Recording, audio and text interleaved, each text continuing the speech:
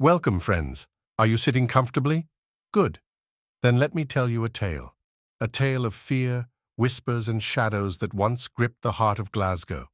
It's a story that begins in the 1950s but lingers like a ghost into the 1990s, when the echoes of a chilling legend refused to die. This is the story of the Gorbals Vampire. The Gorbals, a district in Glasgow, was once a place of industry and resilience, where soot-streaked tenements stood shoulder to shoulder and the air carried the scent of coal smoke and iron. By the 1990s, much of the old Gorbals had been torn down, replaced by modern housing and open spaces, but the memories of the past clung to the streets like mist, and the stories whispered in the playgrounds and pubs refused to fade. Among them was the tale of the vampire, a creature so terrifying that it had once driven children to arm themselves with sticks and knives, marching into the night to hunt it down. The story began in September 1954, when the children of the Gorbals began to speak of a monster lurking in the Southern Necropolis, a sprawling Victorian cemetery filled with crumbling headstones and towering mausoleums. They said it was a vampire, 7 feet tall, with iron teeth that could tear through flesh and bone. It had already claimed 2 victims, they whispered, 2 boys who had vanished without a trace. The adults dismissed it as nonsense, a product of overactive imaginations. But the children knew better. They had seen the shadows moving among the graves, heard the low growl that wasn't the wind, and felt the cold eyes watching them from the dark. By the 1990s, the story had become a legend, passed down from one generation to the next. But for some, it was more than just a tale. It was a warning, and for one group of teenagers, it was a challenge. It was a cold October evening in 1993 when 4 friends, Callum, Sarah, Jamie, and Fiona, decided to test their courage. They were 16, restless, and eager to prove they weren't afraid of the old stories. The Southern Necropolis was still there, its gates rusted but standing, its paths overgrown with weeds. The cemetery had become a place of dares and daft games, but few stayed long after dark. The shadows seemed to stretch too far, and the silence was too heavy, as if the place itself was holding its breath. The 4 of them stood at the gates, their breath misting in the cold air. Callum, the ringleader, grinned as he held up a flashlight. "Right then, let's see if the big bad vampire's still about." Sarah rolled her eyes. "It's just a story. There's no vampire." "Then you've got nothing to worry about," Callum said, pushing the gate open with a creak that echoed like a scream. "Come on."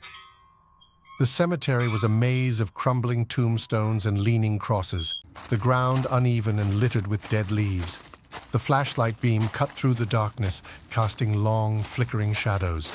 They walked in silence, their footsteps crunching on the gravel path. The air was colder here, and the smell of damp earth was strong. "Do you think it's true?" Jamie asked, his voice barely above a whisper. "What, the vampire?" Callum scoffed. "Of course not.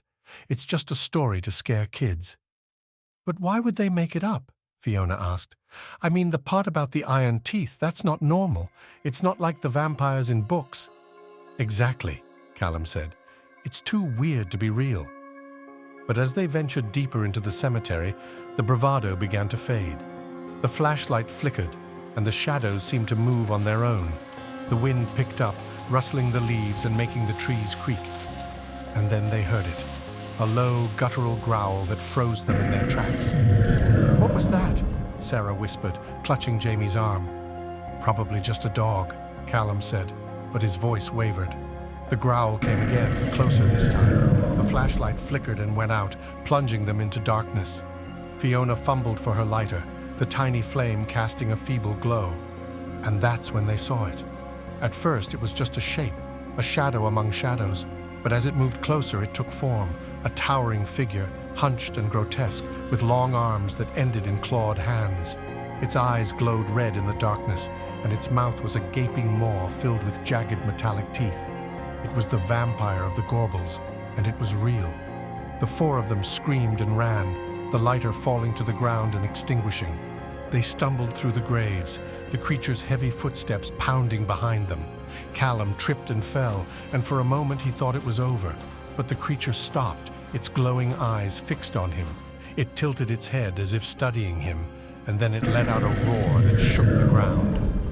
Callum scrambled to his feet and ran, not daring to look back. They didn't stop until they were out of the cemetery, the gates slamming shut behind them. They collapsed on the pavement, gasping for breath, their faces pale and their hands trembling. "What the hell was that?" Jamie said, his voice shaking. "I don't know," Callum said, "but it wasn't human." They never spoke of it again, not to each other and not to anyone else. But they knew what they had seen.